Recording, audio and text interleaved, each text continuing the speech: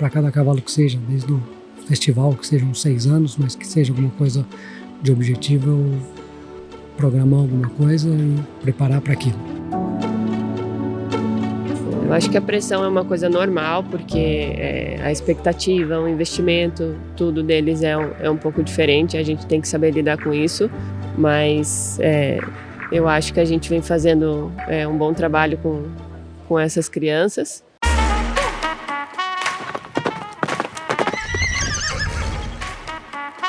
Oi pessoal, tá começando mais um episódio do ClaqueCast, mais um episódio com o patrocínio da Royal Horse, marca líder global em nutrição equina.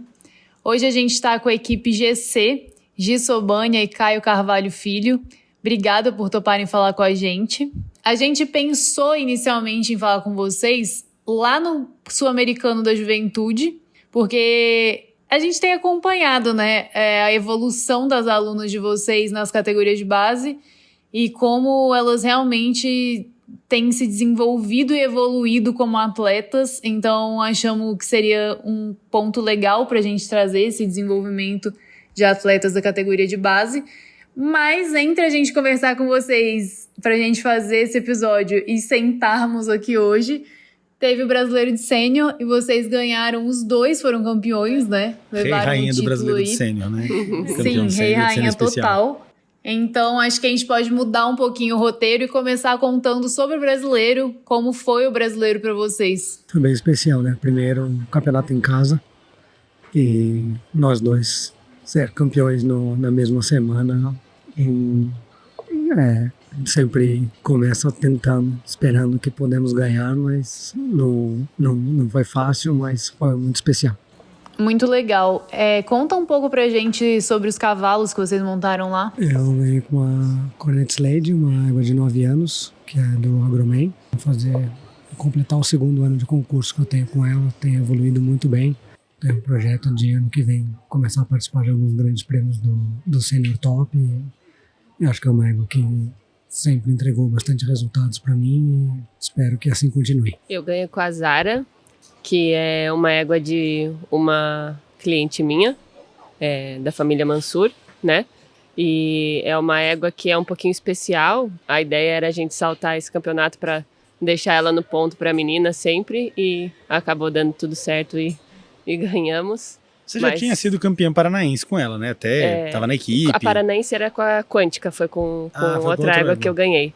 Só que a Quântica precisou fazer um procedimento, não podia pular, então a gente acabou trocando de última hora. Vocês, assim, a gente pode falar um pouquinho mais do Brasileiro de Sênior, que é isso, tem toda uma questão de torcida. Isso é uma das coisas que chama muita atenção nossa, o quanto o Paraná, enquanto equipe, é unida. Né? Você vê as outras equipes torcendo, você vê os outros profissionais torcendo e vibrando. Foi assim, de alguns anos para cá, acho que isso vem melhorando. Eu acho que os profissionais estão bem mais unidos e a gente está cada vez obtendo melhores resultados nos campeonatos. E esse campeonato em especial, por ser em casa, eu acho que estava todo mundo muito mais unido. E para a gente ganhar lá com os nossos clientes, nossos amigos, nossa família, foi muito mais especial do que o normal. Eu não estava lá no campeonato, mas eu acompanhei pela transmissão mais a prova do Cainho. E foi uma disputa que não teve desempate, né? Você foi o único conjunto zerado no campeonato, então a disputa do título não teve desempate. Você achou que a armação estava fora do esperado ou estava dentro do esperado para um campeonato brasileiro de sênior? O que você achou aí da parte técnica da disputa? Eu acho que não, acho que o campeonato é assim mesmo, se joga com muitos detalhes, são muitos percursos, né? Os cavalos vão cansando, tem um estresse a mais, exige, acho que uma concentração maior, né? Todo mundo fica um pouquinho mais ansioso, mais nervoso e tal. Tem lá da equipe jogando também, que acho que afeta bastante. No meu caso, eu gosto, para mim é bom, é motivador, eu me sinto bem disputando campeonatos. Não só campeonatos, mas coisas importantes que eu boto dentro da minha cabeça, que são os objetivos para cada cavalo que seja, desde o festival, que sejam 6 anos, mas que seja alguma coisa de objetivo.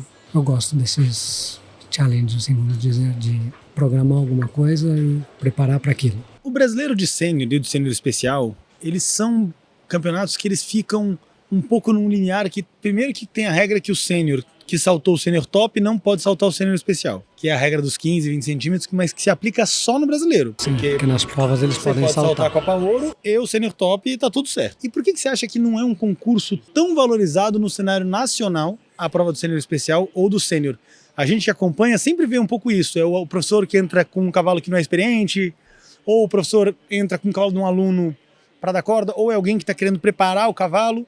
E aí, se esse é um pouco o ponto de vista, por que não libera para todo mundo? Porque aí, se você é sênior top, por que você pode falar o ano todo? Eu acho justo liberar também, não vejo problema. Acho que acaba saltando 7 anos. Eu mesmo saltei uns 7 anos no de 1,30. Acaba tendo isso, acho que só aumentaria o campeonato você abrir. Eu não vejo por que não, mas acho que tem gente que só salta mais essa altura, também não acha justo disputar com alguém que salta o sênior top. Tem sempre os dois lados, né? Então tem que ver os dois lados. O cara que só salta em 30, 35 se prepara para aquilo, aí chega um cara do sênior top, mesmo com um cavalo que é pra coisa, o cara tem bastante vantagem pela altura que salta, pela experiência, por tudo, acaba desparelhando um pouco o campeonato de alguém, talvez. Eu vou trazer uma pergunta ainda nesse assunto, né, pensando um pouco no próprio regulamento, que é o Campeonato Brasileiro de Sênior é 1,30 m, 1,30 m, 1,35 m. Hoje você não tem essa prova no cenário nacional em nenhum concurso. Sim. Hoje a menor prova de sênior no cenário nacional parte de 1,35 m.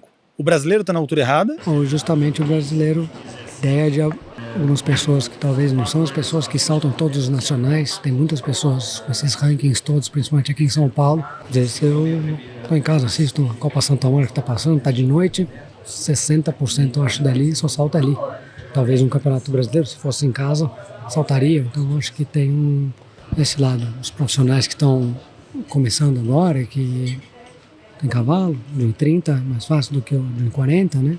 Mas é de se pensar, eu cheguei até a dar uma comentada com o Daniel, questionar disso, dessas alturas desses campeonatos. Talvez subir o segundo dia já, mas os dois campeonatos só terminaram nós dois com 0, né? Sim. Tanto de 1,30 quanto de 1,40. E aí pergunto se essa questão do por que não tem esse apelo. Se é uma questão financeira. Acho que um pouco o local. Eu saltei 3 anos atrás, fiquei em terceiro na Paulista, tinha mais gente. Acho que esse mais ano o nosso disputado. calendário também está muito cheio, né? A gente está com muito concurso, tem que acabar dando uma selecionada. Eu pergunto porque eu fui perguntar para algumas pessoas por que não foram, e eu acho que o sênior grande, o sênior 40, pagava 50 mil reais de prêmio, 80 talvez, total. 50. Acho que o nosso era o meu era 50. Isso era Foi 50 um prêmio bom ali, como o de uma Copa Ouro. Isso. O de e Copa aí, Ouro e o meu de um clássico, que são as chamadas das finais, né?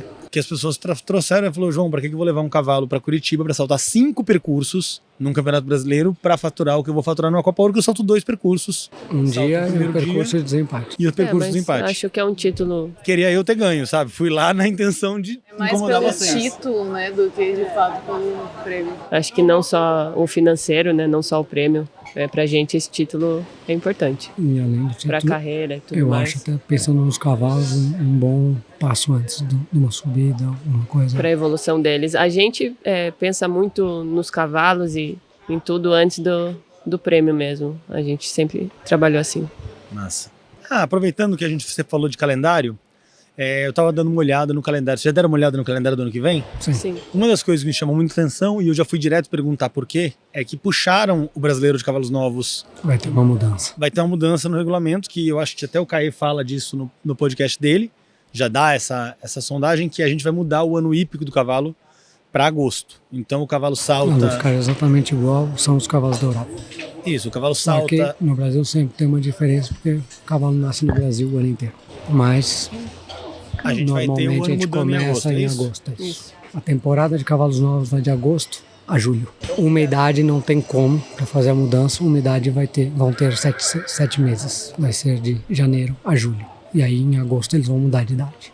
Isso, no primeiro ano se perde. É isso. Mas é a transição. Uma geração não tem como fazer de outra maneira. O que eu conversei sobre, especialmente nesse caso, eu tenho uma égua saltando 5 anos. O ano que vem ela é 6 e 7. Ela é 6, em agosto ela vira 7. Aí eu virei e falei, tá tudo bem. Se ela chegar em agosto e não estiver pronta para fazer os 7 anos, você tem mais 4 meses de 6, sobe no começo do ano que vem, você ainda tem 6 meses E de... normalmente a chamada especialmente do ano que vem também, o começo, agosto, né? vai ser mais baixa do que seria, justamente para essa adaptação dos cavalos. Essa transição, que os nossos concursos maiores de cavalos novos, que são o Circuito Grand Slam, que prepara a LANAC, são no primeiro semestre, que vai virar segundo semestre do ano hípico. Faz sentido. Sim. Só temos que ter a definição e ver. Saiu no calendário o festival junto com o Sul-Americano, né? Aqui, É um campeonato só. não sei como vai ser isso, ainda é oficial ou não, mas a única coisa que pode ser os 3 campeonatos que fiquem ano que vem tá junto. Então, com um mês de causa de diferença. O coisa. brasileiro há um mês. Isso. E futuramente, se não continuarem juntos, teremos 3 campeonatos a fazer entre junho e julho. Não sei. O festival volta a ser em novembro, seja o final do primeiro semestre. Não sabemos ainda como vai ser o Ou pós. fica junto, ou se junta, perde o campeonato. Exatamente. Agora, vocês, particularmente, a equipe de vocês estava em muitas frentes, né, por assim dizer, esse ano. Vocês têm cavalos novos de qualidade, rodaram o circuito Grand Slam, rodaram o circuito de cavalos novos, estão aqui no festival. Sim. Vocês tiveram todas as seletivas de base, vocês tiveram alunos na seletiva de base e vocês ainda fizeram grande parte do circuito nacional como sêniors. Tá demais? Como organiza esse calendário? A gente tem uma equipe muito boa, que sem eles não seria possível, de profissionais em casa ali que vão tocando dia a dia pra gente, tanto montando quanto ajudando nas aulas. E eu acho que é isso que nos dá também a oportunidade de estar aqui nos concursos e fazendo um bom trabalho, né? Faltou dizer de todas as frentes uma neném em casa. Além disso... Que nunca está em casa, está sempre com a Mas gente, não essa faltou é em a nenhuma melhor de viagem. todas. Ela é mais fácil do que todos os alunos e cavalos juntos. Eu vou aproveitar esse gancho, Isa, para puxar então, já que você botou, a Isa falou de neném, a gente tem aqui separado um pouco para você, Gi, porque em vários podcasts a gente fala da questão das mulheres, eu acho que tem que perguntar para você também, mas muitas delas trazem a questão da maternidade como uma questão pro profissional, uma questão limitante, um fator complexo. E claro que, né, a gente não está na casa de vocês, não vive o dia a dia, mas aparentemente você tirou a maternidade de letra. Um belo dia estava grávida, outro dia estava com criança de colo, trotando e galopando, Tudo certo. enquanto dava de mamar e cuidava do neném. Como foi esse processo para você e como você vê essa questão da maternidade enquanto mulher profissional? Antes, a gente sempre quis ter filho, formar uma família, isso a gente não tinha dúvida, mas eu tinha um pouco de medo de como seria e medo profissionalmente ali, né? Porque a gente voltou da Europa, eu estava numa fase boa com os meus 2 cavalos, com o Átomo e com a Hannah, e eu fiquei me enrolando um pouco por conta disso, até que em um momento eu tive que aposentar eles, senão eu não ia parar. E pra gente focar nisso e veio a gravidez, eu aposentei eles em dezembro e eu engravidei mais ou menos em março, abril. Então deu bem certinho. A gravidez foi muito tranquila, eu consegui seguir dando aula e indo em todos os concursos e acompanhando todos os meus alunos. Senti falta de montar, mas uma coisa normal, nada demais. Até uma semana antes dela nascer eu estava dando aula, estava no concurso, estava tudo certo. Ela desde o começo é muito fácil, ela ajuda muito. A gente leva ela desde que ela tem 3 meses nos concursos e ela se comporta bem, ela é parceira, ela é perfeita. Eu não tenho do que reclamar, eu consegui voltar a montar rápido. Foi um pouco difícil porque eu não estava mais com os meus cavalos principais, então eu tive que formar um novo time, tive que começar a montar cavalos novos e recomeçar, que é uma coisa que todo profissional tem que fazer, é uma coisa normal. Mas graças a Deus tá tudo certo e estamos conseguindo conciliar tudo. Você tem uma opinião formada de uma questão que a gente também sempre fala, que é por que a base do esporte tem tantas meninas e aí quando chega no momento de profissionalizar... Pois é, isso. Bom, eu posso até trazer isso com vocês como exemplo. A equipe de vocês é majoritariamente... Eu até tenho uma pergunta que eu pensei, mesmo hoje se olhar ali, acho pré-júnior, tudo no sul-americano já mais meninos, né?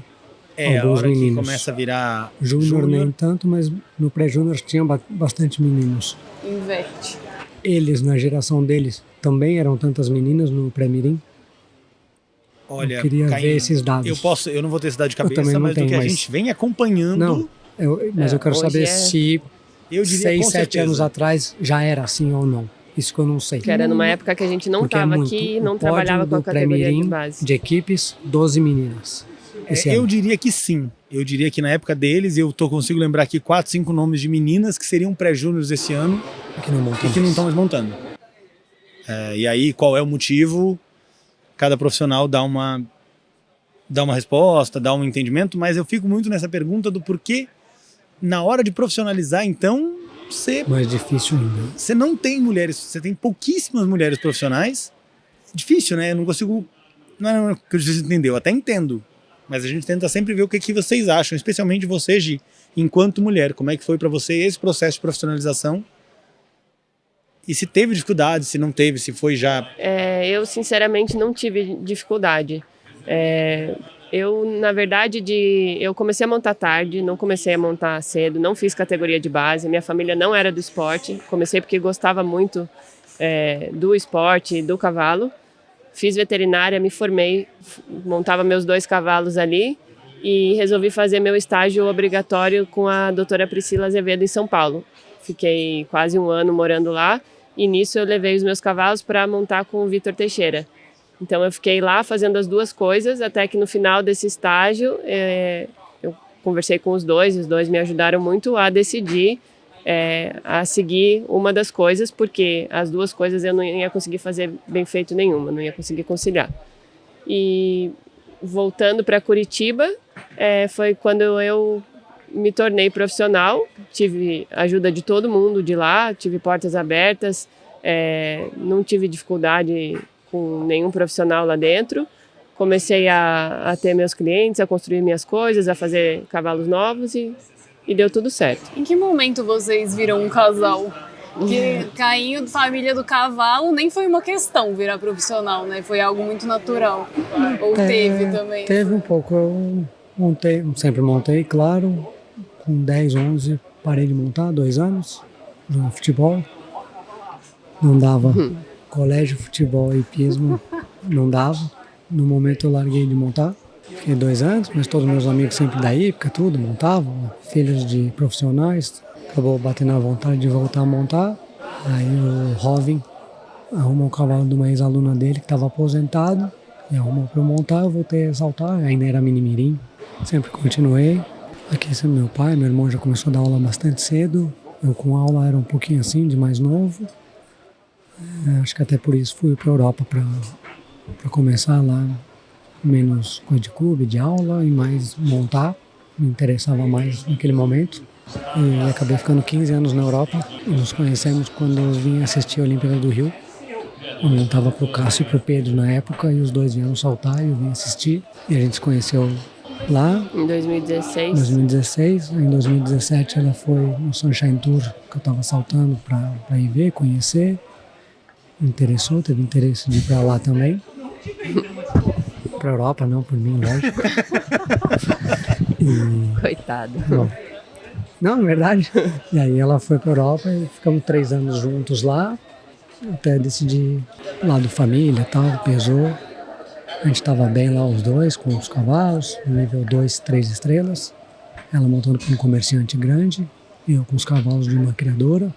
E a gente botou um pouco na balança, criar filho lá, mais difícil, escola e tal. Família. A gente começou a pensar em ser mesmo uma família. A gente achou que era mais Legal voltar para mais casa. legal voltar para casa. E aí a decisão de ir para Curitiba?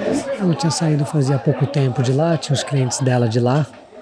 Nós, em São Paulo, desde começados por minha família, tudo, ser conhecida e tudo, mas íamos começar mais do zero, né? Hípicas, mais difícil, fechado, interior, mais complicado também.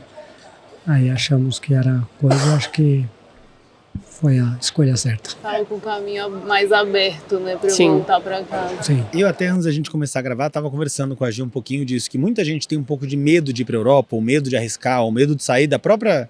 Você tem, sei lá, 10, 15 alunos, 6, 7, sei lá quantos alunos você tem, mas a pessoa tem medo de sair para ir perder. tentar outra coisa, aí você perde com a impressão de que o aluno é um bem quase propriedade Exatamente. material. Se você vender, você não pode comprar de volta. E É uma experiência única, assim, que para mim foi muito importante, como pessoa e como profissional também. Eu faria de novo 1000 vezes e não me arrependo de nada. Como vocês decidem ou gerenciam a equipe GC? Porque, né, por um lado, 2 cavaleiros que querem a mesma coisa, os 2 querem ganhar a prova, os 2 querem estar no grande prêmio. Como é que um pouco vocês decidem quem vai montar qual cavalo? Se tem vocês discutem sobre isso internamente, se esse cavalo já vem para você ou se quem dá mais aula? Qual é um pouco a lógica que vocês usam? Porque acaba que vocês... Em É difícil vocês trocarem de cavalo, né? Eu vejo mais... A gente sempre tenta ver o perfil de cada cavalo, onde que vai encaixar melhor, né? O que cada proprietário quer, se é venda, se é ver saltar um grande prêmio, se é para servir para o filho. A gente discute isso junto e decide o que é melhor para cada cavalo. Os clientes a gente trabalha junto, porém a gente tem noção da preferência de cada cliente, então a gente tenta seguir um pouco assim, mas não temos problema com nenhum cliente se um ou outro tiver que atender em algum concurso. Isso vai muito bem e como a gente já falou, hoje a nossa equipe tem mais 4 profissionais junto com a gente que sem eles a gente não daria conta de tudo isso. Você falou de uma coisa aí que é a questão do comércio, e aí eu vou trazer de novo um ponto de vista que já foi falado aqui, que também roda muito, que é isso, você tem um cavalo de comércio, coloca uma mulher para montar, porque tem essa ilusão de que se a mulher monta, qualquer um monta. Falso.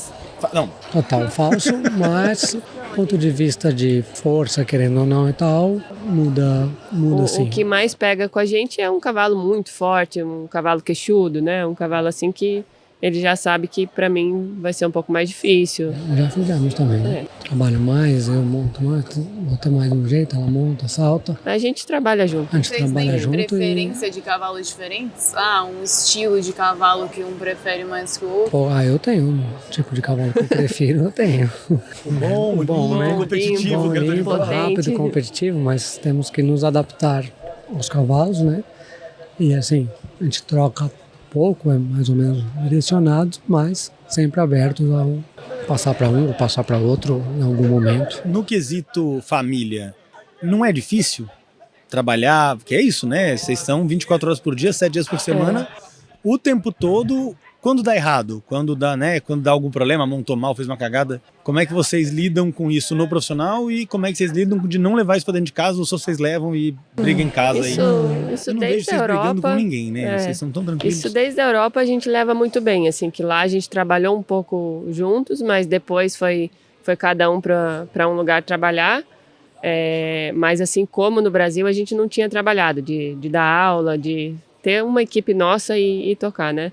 E para ser sincera, acho que a gente vai muito bem. A gente leva bem, muito fácil. Acho que a gente, ao invés de criar atritos e brigas, ao contrário, a gente tenta ver o que o outro tem para completar quando alguma coisa não está como a gente, tanto com o aluno. Então acho que a gente sempre procura ir para o lado do que o outro pode ajudar mais do que, principalmente quando deu errado. Pessoas tranquilas, com um diálogo ótimo. A parte para além do cavalo que existe ali numa equipe, né? Administrativo, financeiro, vocês têm alguém que faz isso? Giovana.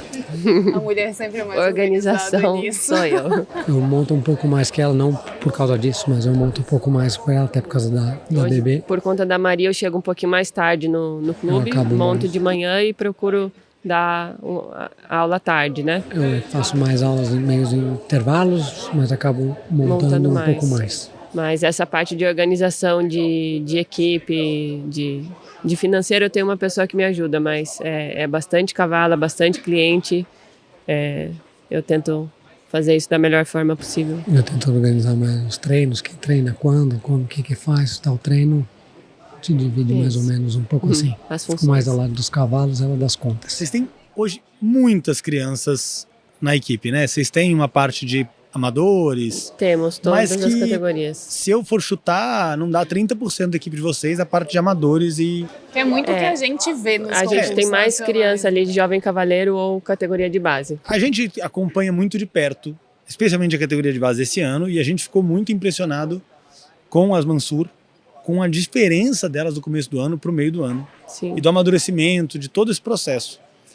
E foi uma das coisas que é isso, as duas classificaram brasileiras, as duas foram pro Sul-Americano e as duas foram bem no Sul-Americano. Sim. Mas não só ela, como todas as outras crianças, como é que vocês gerenciam expectativa, pais e os cavalos com essa quantidade de pressão que Sim. tem desde sempre com a categoria de base. Eu acho que a pressão é uma coisa normal, porque a expectativa, o investimento, tudo deles é um pouco diferente, a gente tem que saber lidar com isso, mas eu acho que a gente vem fazendo um bom trabalho com essas crianças. É uma pegada um pouquinho mais puxada, né? Então, tanto da cobrança quanto acho que da dedicação, número de cavalos, tudo coisa mais. Mas também ajuda também na evolução, né? Mais cavalos, mais concursos. E a gente tem sorte, temos umas famílias que estão junto com a gente nisso aí tudo, que são Parceiros, bem amigos. parceiros, bem legais, temos um relacionamento bom, além de profissional com eles, em geral, Que eu acho que tudo isso é positivo. que é positivo, é bem bom, então faz tudo andar junto, eu acho que querendo ou não, um puxa o outro, né? A gente vive uma categoria de base muito diferente da que eu vivi quando eu era categoria de base, imagino que vocês viveram. Eu também. Hoje a gente vive essa onda dos super cavalos. Você entra na prova de mirim, se você descer qualquer uma daquelas crianças e subir em cima, vocês dois provavelmente vão estar saltando o clássico e muito bem montados. Sim. Por que vocês acham que isso tem acontecido e por que isso virou quase que uma verdade absoluta? Né? Você quer saltar a categoria de base, você tem que ir atrás de um cavalo de 20 centímetros para cima. E é benéfico, né? Se isso é benéfico para a equitação das crianças e para o esporte? Tudo é um pouco relativo, né? Eu acho que, com certeza, com cavalos com sobra, você aumenta a sua chance de resultado, que é o que pedem, né? Acabou de comentar e falar, mas com certeza você consegue também ensinar alguém montando com um cavalo que é, Inferior, um pouco inferior. mas também com um cavalo que tem a Condição. sobra, não é só porque tem a sobra que vai ganhar, não é assim você acha também. que mascara? Ajuda, eu acho que até um certo nível ajuda, vai subindo, a pirâmide vai afunilando e até o mirim, eu acho que o cavalo ainda faz bastante Total diferença. Eu acho que diferença. a diferença do cavalo na pirâmide natural ela vai se diminuindo e aí vai precisando mais do cavaleiro conforme vai subindo as categorias. Você vê até no resultado e na quantidade de pessoas fazendo. Esse ano aconteceu uma coisa engraçada. Aliás, nessa geração, né? Tinham muitos mirins e tá com muito pré-júnior, né? O pré-júnior tá com mais Do que o conjunto mirim, do né? que o mirim. Foi uma galerinha boa subindo. Acho que é só um acaso de gerações. O pré-mirim eu acho que é forte, acho que o mirim vai começar. Ano que vem já Ano vai que ser vem acho forte que o mirim é novamente. forte, porque muitos eram no primeiro ano, então vem pro segundo, muitos pré-mirim sobem, acho que alguns bons até. Então acho que isso é só um acaso de geração mesmo. Estamos num gap ali. É. Eu acho que a outra pergunta é como é que você lida ou como é que vocês administram a família que não tem a condição de ter esse super cavalo? Acho que tudo é conversado, tudo é explicado, vai dos objetivos também. A família às vezes, até nem só por condição, mas por opção, em uma pegada de concurso, não quer ter 2, 3 cavalos, com um só já não consegue, porque... A gente Tem que ser uma tenta... escolha dos pais, né? Os pais têm que curtir aquilo. Exatamente. Exato, tem que ser uma coisa que tá boa para todo mundo ali, né? Agradável. E a gente tenta sempre explicar que dá para fazer o esporte dessa maneira, divertir igual, e praticamente nos concursos igual, só que... E aí eu vou fazer uma pergunta que eu fiz pro Cabral várias vezes já isso conversando, que é qual é a função e o papel dos pais? Eu acho que é educação, O apoio ali ou investimento. emocional, mas assim, tem que ter um limite ali, né? Porque eles são leigos. Então, às vezes vem um pouco de cobrança, não em cima da gente, mas em cima dos filhos mesmo, que acaba fazendo mal, que a gente sente que não é benéfico, sabe? Então, eu como mãe, sei que o sentimento que eu tenho pela minha filha e que eu quero melhor para ela. A gente sabe que eles não fazem por mal, mas tem algumas situações que é um pouco exagerado. Até porque eu acho que é um esporte diferente. Por estar com outro ser vivo. A gente não Mesmo a gente consegue sabe, controlar não tudo, colocou né? a perna e tal, mas talvez a criança estava colocando a perna, ela não respondeu da maneira que poderia, o que ela esperava e acontece um erro, né? Então isso acaba dificultando um pouco mais, porque é um esporte muito particular, o que acontece ali naqueles 2 minutos. Vocês que vivenciaram 15 anos, e quantos anos você ficou na Europa, gente? 3. O que você vê em diferença falando em categoria de base, falando em juventude? Que a gente sempre fala muito do alto rendimento, diferença Europa-Brasil. A gente fala pouco do esporte fora dos 5 estrelas? Esporte fora dos 5 estrelas eu conheci bastante, até o lado regional, na Bélgica, principalmente, onde eu morei o tempo todo. Muito diferente, mas, vamos dizer, mais aberto a um público um pouco mais simples, vamos dizer assim. Consegue ter seu cavalo no manejo, onde não tem tratador, vai lá, limpa, monta final da tarde, guarda o cavalo. Se não, o dono não vai 3 dias, fica 3 dias na cocheira. Aí no fim de semana vai, bota no trailerzinho, vai saltar uma provinha regional que custa barato, se diverte, vai embora para casa. Tem esse esporte que acontece bastante lá. E aí vai aumentando os níveis, 2 estrelas, 3 estrelas, 4 estrelas, né? Pra ser sincero, categoria de base nunca acompanhei tanto. Montam pôneis, depois vão, saltam bastante juntos, não tem tanta prova só para eles. Eles vão em 2 estrelas, o mirim, e saltam na prova de 1,20 junto com o sênior, 1,30 e assim vão indo. Eu vejo já que você consegue acompanhar um pouco o campeonato europeu e tal. Nos júnior você já vê praticamente profissionais montando, que já montam para algum comerciante ou são filhos de não sei quem, família e tal, já montam como profissionais. Eles têm os concursos CSO deles, que já é feito igual concurso de sênior, levam 2, 3 cavalos, salta a prova baixa, prova média, grande prêmio, Copa das Nações, o cavalo da Copa não vai no grande prêmio, o cavalo salta a prova baixa vai no grande prêmio, então eles já vão sendo formados nesses concursos CSOs como uns 5 estrelas da categoria deles. Hoje dentro da nossa equipe a gente trabalha com todas as categorias, né? Com até pessoas saindo da escola ali no 90, para iniciar o jovem cavaleiro, as categorias de base, os amadores, então até assim, master, né? Master, de ponta a ponta. tudo. E eu acho que cada um pode fazer o esporte do jeito que dá, do jeito que gosta, e a gente consegue estar junto em todos os sentidos. Tem muitas formas de viver o esporte. Não é obrigado a fazer a categoria de base quando não dá. Eu mesma não fiz, ele fez muito pouco e a gente conseguiu virar profissional e fazer uma boa carreira. Só saltei um sul-americano de mirim em casa na época paulista. Na verdade, tentou ser jogador de futebol. Mas foi cedo, estava montando já fazia tempo. Mas acho que na época até mais difícil, cavalos e tudo. Tem o cavalo que meu irmão tinha saltado no mirim, eu saltei. Depois no pré-júnior, cavalos emprestados de alunos do meu pai e tal. Aí um ano de júnior eu preferi ir para a Europa, passar um mês de férias na casa do Dodi e do Rodrigo. Acabei ficando 6 meses.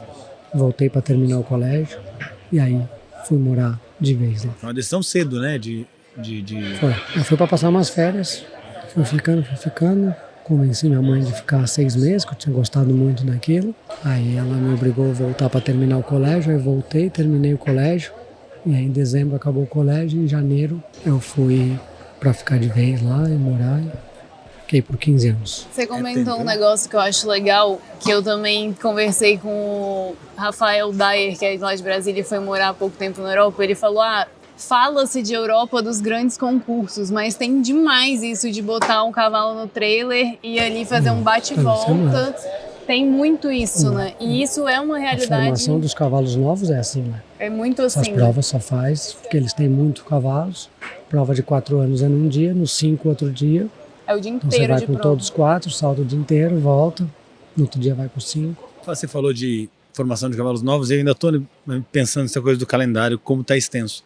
Vocês acham que a gente está... Voltei para trás. Muito tristes com esse calendário que mata. Não, mas a minha mundo. pergunta é, vocês acham que está cheio? Porque eu estou achando que mais do que um calendário cheio, eu estou achando concursos gigantes. A gente está experienciando concursos com 12 horas de prova, 14 horas de prova. Semana passada, no Brasileiro de Amazonas, a prova começou às 8 horas da manhã e terminou 10 horas da noite. Na outra semana eu estava no Chuim, a premiação da prova foi à meia-noite. Se falar do Festival do BH do ano passado, todos os dias cavalo saltando 10, 11 horas da noite. Vocês acham que existe um caminho para isso se reorganizar, que seja documental, ou seja, só pode até X cavaleiros, e já estamos com possibilidade de começar a pensar em 2 nacionais no final de semana? Isso ser mais uma realidade? Porque no começo do ano teve Londrina e Campinas. Acho que tem. O problema é os maiores, né? Mas qual não é maior? Porque hoje, se você No olhar... maiores eu digo de quantidade. Não, mas é isso que eu tô falando. Mas assim, eu acho que Londrina e Campinas são dois que nenhum dos dois, mesmo sozinho, não seria um concurso Isso. eterno, vamos Mas dizer. são concursos que eles já são... É que eu acho que são os dois últimos que eu consigo pensar que são pequenos. Então, Se você olhar por qualquer isso que eles Nacional de cabem Curitiba, juntos. Sim. enorme. Sim. E eu acho já que fora de São Paulo, os rankings de São Paulo ainda Comem a atrapalham prova. bastante, comem a porque o prova. cara salta uma semana em casa, na semana seguinte teria que ir para Curitiba, na outra tem outro nacional em São Paulo. O cara salta ranking, descansa e vai no nacional. É isso. Eu falei, a Copa Santo Amaro paga 50 mil de prêmio no Grande Sim. Prêmio, uma vez por mês. É o prêmio que paga uma Copa Ouro, um brasileiro sênior especial. Para que o cara vai tirar o carro dele de casa, né? Tá ali. Mas como a gente resolve isso como vocês resolveriam isso pra gente não vivenciar esses concursos com 14 horas de duração, que é desumano pros tratadores? Só Os tem cavalos. uma forma, diminuir o número. Limitar a inscrição. Limitar a inscrição. Na Europa mesmo acontece, tem alguns concursos, exemplo indoor. Indoor acaba sendo cumprido, mas já é limitado. Só quem tem mesa, só isso, só aquilo. Os concursos têm que começar a coisa. Só que os concursos dependem muito de inscrição por falta de patrocínio e tudo isso. Então tem sempre os dois lados, né? Então tem que ver o lado do organizador, vai ficar um concurso mais agradável. Então, Curitiba mesmo, o aniversário, um concurso mais agradável, menos gente e tal. Provavelmente para o concurso é muito pior do que o outro que é muito maior. Fica mais agradável, fica melhor para todo mundo. Menos para quem faz o concurso. Aí precisa ver qual é o interesse dele de fazer os concursos com bem menos gente para ser mais agradável, para a gente não ficar horas e horas, mas que seja rentável, válido. Porque eu acho que o boom de pessoas pós-pandemia, que a gente ainda falou disso esses dias, a gente fotografa todas as provas, né? Sim. Então a gente tá lá da hora que a prova começa até a hora que a prova termina, não tem... Sim. E a gente falou, cara, 2, 3 anos atrás a gente não tinha essa sensação de que a prova não acabava nunca. Falei pra ele, quando a gente ia pra prova em Curitiba, a gente já tinha até uma academia que a gente gostava de ir, saía da prova e ia na academia. Não existe mais essa isso. opção. Porque não existe mais o concurso de boa, porque geralmente era isso, não, Campinas é de boa. É isso. Aí o concurso com uma pista só não é de boa, É. porque tem 400 cavalos para passar numa pista só. Aí com 2 pistas já não é de boa, porque tem que correr de um lado pro outro, junto, o cliente saltando junto aqui e ali, você salta. Na Europa é um dia só de 4 anos, mas é uma pista só o Uma evento. pista só, vai embora. Fica todo mundo ali. Não, e é só um dia mesmo. É que todos os nossos concursos são campeonatos nacionais. Falando dos nacionais, É. porque tem nacional toda semana. Exatamente. Praticamente a gente tá aí há acho que umas 7 ou 8 semanas com o nacional todas as A semanas. gente até comentou semana passada que se a gente não é em 2, a gente não teria dado conta em alguns concursos desse ano aqui. As E são em 2 pistas, duas, né? 3 pistas. Até então a gente tem quebra as conseguido fazer tudo Bem com os feito. dois. Em algum momento acho que vai ter que, em algum concurso, alguma coisa, vai ter que... A gente tem bastante ranking que são juntos com alguns nacionais, e aí aluno que quer o ranking nacional, se a gente tiver nas provas, né? Vocês fazem um alinhamento no começo do ano? Sim. Quais são os desejos, o que as pessoas querem fazer? A Sim. gente pega o calendário do Aí ano. o calendário vai no... Tem 3 calendários. O dos amadores, categoria de base E o outros nosso. alunos. E o nosso. E o 3, nosso. 4 calendários impressos, canetinha. Como todo planejamento, ele é feito para ser mudado. Pra gente, acho que a gente fecha com a história do Atom, porque eu acho que pra mim foi um cavalo que eu acompanhei e pra mim ele foi um marco. Mas eu não conheço muito a sua história, Cainho. Eu sei que, né, filho mais novo do Caio, é o mais novo, né, seu caçula. Foi embora com 15 anos, até aí, com 15 não, né, com 18. Você terminou a escola. Qual foi o seu cavalo mais importante? Quando você teve um cavalo... Eu tive alguns cavalos que eu Porque com 18 você já tinha chamo saltado de o grande prêmio? Né? importante, né? Até lá, o começo foi bem difícil. Montei 2 anos para um comerciante, onde o Pedro, meu primo, trabalhava como cavaleiro. Eu era Vou falar um comentário que eu acho maravilhoso, que tanto você quanto o Zé, tem essa coisa do Pedro, meu primo. Por que o Pedro, meu primo? Que eu acho maravilhoso. Pra quem não sabe, o Pedro, meu primo, É o Pedro Vênis. Pedro e o Zé Roberto, meu primo também. Isso, mas é que o Zé dois. Roberto, você não fala Zé Falo, Roberto, sim. você fala, é que Falo Pedro, também. meu primo, eu toda vez que escuto, não, porque Pedro, Pedro, meu primo, pra É gente o Pedro Primo. Que tem outros Pedros, né? Até as pessoas acham que o Pedro Mulati também é nosso primo. Esse daí. porque mas são então, quase, Não, uma sim. grande família. Sim. E aí acabei montando para esse comerciante, mais em casa. Uns 2 anos acho, sem saltar concurso, só montando em casa, cavalos novos, e apresentando para clientes quando não tinha os outros cavaleiros. E aí depois fui montar para alguns criadores, conheci um pouco da formação de cavalos novos da França, depois da Bélgica. Depois tive um cavalo de um cara que foi tratador do Neco, do Balubê, depois tratador do Calvaro, da Suíça. Acabou casando com uma senhora lá na Bélgica. Ele comprou um potrinho novo quando ele aposentou de ser tratador. Um cara que me ensinou muito cocheira, porque ele trabalhou em cocheiras grandes e conhecia muito da parte que se passa nas cocheiras, que é tão importante quanto o trabalho em si, treinamento, tudo. Esse cavalo era um fenômeno. Eu montei ele até 7 anos. Ele foi no pódio do Campeonato Belga de 5, 6 e 7. Aí foi vendido para os Emirados Árabes. Na época, caro para o cavalo da idade. O cavalo acabou indo para o Christian Alman. Saltou provas boas de 8 anos, mas depois teve problema de saúde, operação, não sei o que lá, não andou para frente. Eu tive, acho que uns 4, 5 cavalos na carreira, até mais ou menos essa idade, que eu fiz parte da formação. No momento final, ou vendido, ou aconteceu alguma coisa e tal, pro passo final de saltar grande prêmio, grande e tudo. Você já saltou o grande prêmio grande? Você já 5 saltou? estrelas, nunca 4 estrelas já. Lá fora? Já ganhei 3 grandes prêmios, 3 estrelas, 55. 5 estrelas não, saltei uma Copa das Nações em Bratislava, Copa das Nações 3 estrelas. Acabou, acho que por destino, não sei, cavalos 8, 9 anos, acho que uns 7, 8 cavalos que eu fiz, mas sempre montei só até 7, 8. Por que lá fora é muito comum você ter o cavaleiro de casa, que é um cara que só monta em casa, ele não concursa, ele não quer, não sei nem se ele não quer, mas ele não concursa, e é muito comum você ter o formador de cavalo novo praticamente como uma profissão única. O cara ele é formador de cavalo novo. É uma profissão. Por que você acha que isso não pega no Brasil? A gente tem uma dificuldade, e vejo essa dificuldade por os lugares que eu passei, porque o picador quer pela prova. O cara que é o cavaleiro de casa, na verdade, ele quer saltar a prova, ele não quer ser cavaleiro de casa. Sim. O cara do cavalo novo, ele quer ser cavalo novo, mas ele quer fazer os 7, quer fazer os 8, e a hora que ela tá com 8 anos, se você mandar ele pra outro profissional, o cara se sente ofendido e briga e sai de você e quebra. Eu acho que é pela quantidade. Lá tem muito isso. A quantidade é muito grande de cavalos novos. Você pega mesmo na França, tem cavaleiros muito, muito bons.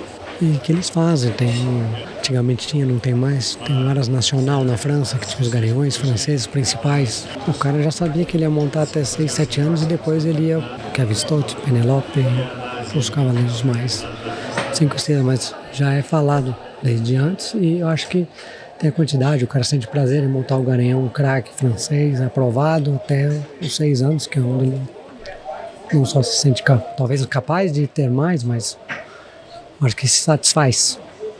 Acho que é uma profissão que você tem um retorno, você é reconhecido por isso. Você acha que é uma questão de retorno financeiro? Retorno não só financeiro, sim, talvez. Eu vejo muita gente que é isso. A hora que você vê que o cavalo tem um bom 7 anos, o cara cria na cabeça dele a expectativa de que ele vai levar aquele cavalo no grande prêmio e que vai ser esse cavalo que vai lançar a carreira dele como cavaleiro de grande prêmio. No final, o sonho de todo cavaleiro, né? Ter uma oportunidade. Uma oportunidade. Então, um exemplo que eu conheço de perto, o cavaleiro francês chama Nicolas Delmotte. Solta Copa Mundial, tudo. Ele era um cavaleiro desse. Até um cavalo X, ele fez um contrato que não sairia dele o cavalo. Ele levou o cavalo até 5 estrelas e daí a carreira dele de 5 estrelas deslanchou. Alguns outros talvez não conseguiram. Exatamente. Ou se ele não desse conta lá, ia esbarrar e ia voltar. Ele tem a qualidade, teve a oportunidade, deu certo. Talvez essa profissão comece a aparecer, pois calendários lotados, muitos calendários lotados, criadores criando cada vez mais, leilões, cavalos caros, tal. Acho que pode ser que a equipe não consegue montar todos, né? Começando. A gente quer comparar com lá, nós estamos quantos anos atrás e a quantidade que há atrás. Então, não tem segredo, acho que faz parte do processo, nós estamos crescendo, cada vez acho mais. Então, a probabilidade, como você falou, acho que está encaminhando para daqui a pouco ter isso. E assim, é um trabalho nobre, né? Formar esses cavalos claro é muito difícil. Mais nobres, né? Muito difícil. Importante. Um cavalo novo. Eu até mesmo, esses cavalos que eu falo com orgulho. Eu já fiz mais de 7, 8 cavalos que saltaram mais de 1,50. Saltei com alguns, eu saltei até 1,50, outros não. Tenho super orgulho de falar e não ao contrário. Você falou da questão do retorno, eu acho que deve ser gratificante você fazer um cavalo que depois chega no GP, mesmo que com outra pessoa, e você participou da história dele ali. Agora eu quero discutir com ele sobre formação de cavalos novos, mas vamos... Outro dia. Outro dia, é isso. Gi, você tem uma história muito diferente dessa. Sim. Né? Queria saber um pouquinho do que eu, quando a primeira vez que eu fui fotografar profissionalmente, já me considerando um profissional, eu fotografei você com a égua tordilha, que eu esqueci o nome, a Cariana, no Medium Tour do The Best Champs. Então, pra mim, você já era profissional, e eu lembro de você quando eu era criança. Sim. E lembro do nome Giovanni Átomo na minha trajetória. O nome Giovanni Átomo. Tipo Sandy Júnior, andou junto. Mas era tipo Sandy Júnior. Podia fazer parte da música, né? Aquela música que um não vai sem o outro, né? É isso. Conta um pouquinho esse background, que você falou como você chega no cavalo e em que momento... Como ele chega em você. Como ele chega em você, é isso. Bom, o cavalo é um animal que eu sempre gostei de montar em fazenda, gostei do bicho ali. E só que a minha família não tinha nada a ver com esporte, então eu não tive a oportunidade de começar a montar cedo. E quando abriu uma escola de hipismo do lado da minha casa, foi onde eu consegui começar. Você é de Curitiba? De Curitiba mesmo. Eu comecei lá, em pouco tempo já fiquei completamente apaixonada. Meus pais sempre investiram, ajudaram e tudo. Só que meu primeiro cavalo importante mesmo foi o Átomo. Saltei ali até 1,20 m. Você chegou a ter outros cavalos antes? Tive outros cavalos, cavalos normais, saltava 1,10 m, 1,20 m. E comprei o Átomo quando ele tinha 4 anos. Você tinha quantos anos? 18 anos? Não. Mas você já tava... Não, espera, calculei. Ele tem 20. Ele tem 21. 21. 15? Não. Ah, ele tinha 4. É claro. Então 19. Isso. Pronto. Então faz a pergunta como que é. Gente, tá bom, você tinha 19 quando você comprou o Átomo. Você já era, a ideia já era ser profissional? Já estava trabalhando com... Não, eu não tinha ideia de ser profissional. A minha ideia era de fazer uma faculdade e desde cedo eu pensava em fazer ou medicina ou veterinária, porque os meus pais, minha mãe também era médica, meu pai é médico, então eu pensava em talvez fazer medicina, mas esse lado do hipismo e da paixão pelos cavalos me levou para a veterinária. Acabei fazendo a veterinária, só que durante a faculdade já tinha o Átomo e foi uma época que eu comecei ali a saltar 1,30 m, 1,35 m. Na época do meu estágio obrigatório, que eu fui para São Paulo e que eu acabei montando com o Vitor, foi quando eu comecei a fazer Copa Ouro, prova de 1,40 m e comecei a ter excelentes resultados. Então eu acho que isso pegou um pouquinho com a parte da veterinária e querer pensar em fazer isso da minha vida. Eu já tinha outra égua também, que chamava Chape Landim, que foi a primeira égua que eu saltei 1,50 m. E foi com o Vitor também, com a ajuda dele. Então, nesse ano, eu resolvi virar profissional. Não sabia se eu ia ter jeito em dar aula, se era o que eu queria, mas eu fui tentando e foi acabando dando certo. E aqui estamos nós. E aqui estamos. Eu acho ótimo que ela conta a história do Átomo como se tivesse sido uma delícia. Aí eu tava lá, comprei ele com 4 anos, tava saltando de repente tava saltando 1,30 m. Não. Foi do Não foi 4 bem assim. anos pro 1,30 m. Boatos que me ouviram de que não foi bem assim. Não. Que ele foi quase uma faculdade por si só, né? Ele é um cavalo que tem muito caráter. Sempre foi um craque, mas eu não tinha toda a experiência para formar um cavalo na época. Ele me testou um pouquinho. Tivemos alguns deslizes, alguns tombos. Mas eu acho que a gente aprendeu muito um com o outro ali. E hoje eu sou a profissional que eu sou, a amazona que eu sou. Com certeza, 80% vem dele. Dos ensinamentos, experiências e vitórias que ele me trouxe. Ele era um craque de potro? Não, isso não. Porque eu lembro, a história que eu conheço é que ele era com 4 anos, ele era completamente desajeitado. 5 também. Como que a gente escolheu ele na compra, assim? Então, Porque ele foi o escolhido. não sei. Simplesmente foi. Simplesmente Ele era negro foi. na época, pelo menos? Ele era um tordilho negro Era bonito? lindo, maravilhoso. Com a crina branca já. Era um lusitano, né? Um puro sangue lusitano. Não mostrava muita coisa assim, na verdade. Mas desde a primeira vez que eu montei nele, eu já me apaixonei. E meu pai não entendeu por que eu queria esse cavalo. A gente viu outros cavalos para comprar e eu queria ele e escolhi esse. Tive a ajuda de vários profissionais na formação da carreira dele, né? Eu não fiz isso sozinha no começo, mas a gente se bateu um pouquinho. E eu comecei a ter resultados com ele quando ele tinha 9 anos. É muita insistência, né? Tem cavalos que são mais tardios, né? Eu sempre vi coisas boas dentro dele, ele também não mostrava só coisas ruins, mas eu acho que faltava experiência minha também. E isso fui adquirindo com o tempo, com muita paciência, e ele eu acho que foi um cavalo um pouquinho tardio ali. Ele com 7 anos eu não consegui saltar 1,30 nele. Parecia que não tinha força, parecia que eu não ia chegar nunca na altura. E com 9 anos ele começou a fazer Copa Ouro como um craque. Muito bom. E aí você vai para a Europa e ele vai com você, né? Quando eu fui para a Europa, eu não levei ele de início porque eu não sabia se eu iria ficar, né? Então eu não queria ficar fazendo bagunça na vida dele sem saber o que a gente ia fazer. Então eu levei a minha égua primeiro, que era uma égua que eu já estava saltando grande e que era uma égua que eu acho que eu iria poder... a gente viu que a gente ia usar melhor ela lá, né? Eu iria poder pular um grande prêmio 2 estrelas, 3 estrelas, alguma coisa assim. Então eu levei ela e ele ficou em casa. Quem me ajudou com ele foi a Luli, que ficou cuidando dele para mim, ficou trabalhando ele para mim. 3 meses que eu estava lá, mais ou menos, o meu pai, eu vi que ele começou a me ligar insistentemente, perguntando se eu estava gostando, se eu ia ficar. E eu falei que estava, mas que não sabia o que ia fazer, e ele queria saber se eu ia ficar na Europa. E ele queria porque ele queria me mandar o cavalo de surpresa, né? Então ele estava organizando já tudo por trás para me mandar o cavalo. Ele organizou toda a documentação, toda a parte de quarentena, de tudo, e me avisou que o cavalo estava indo para os Estados Unidos e que eu ia ter que ir lá para cuidar dele. Então foi quando ele foi, 3 meses, 4 meses depois que eu já estava lá. E essa viagem dele foi um pouquinho difícil, essa chegada dele lá, porque ele é um cavalo que sempre foi acostumado com a gente, desde os 4 anos, com o mesmo tratador, com o mesmo sistema, cocheira, clube, funcionários, tudo. Ele é um cavalo sistemático, então ele sofreu um pouquinho na quarentena, acabou machucando umas pessoas, acabou emagrecendo um pouquinho, perdendo um pouquinho de forma. E quando ele chegou na Bélgica, a gente... estava na Espanha, a gente não estava lá, que a gente ia fazer uma sequência de concurso na Espanha. Então a ideia era ele chegar, esperar ele descansar para depois ele ir para lá com a gente.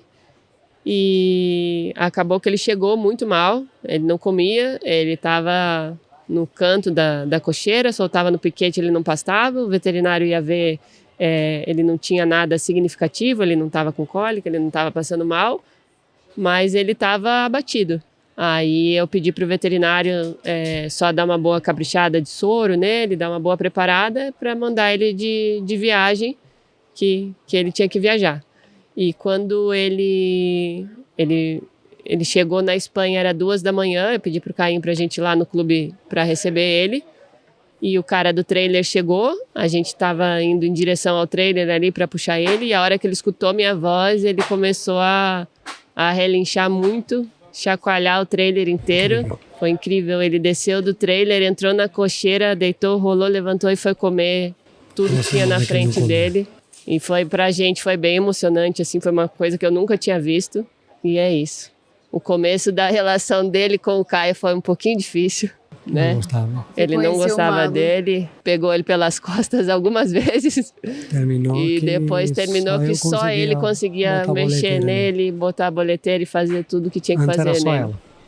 Podia fazer o que quisesse, ela tinha que descer, ele não mexia a orelha. No final, Era com o ele. tratador não conseguia, comigo não mexia. Ele é realmente muito especial. Continua sendo. E hoje ele é assim com a Maria, ele só aceita ela em si. Hoje a Maria já monta nele. Graças a Deus ela é apaixonada por cavalo. Não vejo a hora dela estar nos concursos com a gente. Ela já tá, né? Um concurso atuante. de colotinho branco. Eu acho que para mim, depois ele ganhou muito na Europa. Ele me ajudou muito lá também a conseguir meu emprego, a fazer um pouquinho de nome, assim. Ele ganhou mais de 20 provas lá de 1,35 m, 1,40 m. Ele ganhou o grande prêmio de 1 estrela. Ele me deu bastante título importante lá também. Aqui no Brasil ele ganhou mais de 100 provas. Ele ganhou, pelos nossos cálculos, foram 28 Copa Ouros. Só a Copa Ouro, né? É um cavalo que eu, mesmo com tudo isso, eu poupei bastante. É um cavalo que eu não saltava em ranking em casa. Eu cuidava, eu poupava, eu guardava para os tiros importantes. Saltou até 18 anos. E saltou até Só os foi 18 aposentado anos. para ela engravidar. Ele foi aposentado de uma forma espetacular. E eu só tenho a agradecer de poder dar a ele a melhor aposentadoria possível, que é lá na casa do Flavinho Martinez, que para mim é um paraíso. E é tudo que eu queria para ele. Cavalo de uma vida. O cavalo de uma vida, né? É isso. Ai, nesse mood gostoso, a gente encerra. De gratidão. Finalmente, né, a gente teve aí alguns contratempos, alguns deles foram ótimos, porque a gente ia fazer essa entrevista antes de vocês serem Sim, o casal real do Brasileiro Sênior. Mas queria agradecer a presença. Muito obrigada. Obrigado, Delícia vocês. ouvir histórias e conhecer um pouco mais Obrigada de vocês. pela oportunidade. Obrigada a Obrigado pela vocês. oportunidade. Espero que todos que escutem gostem bastante. O ClaqueCast é uma produção do Claque. Esse episódio teve patrocínio da Royal Horse. Teve apresentação por João Marcon, roteiro, apresentação e edição por Isabela Campedelli.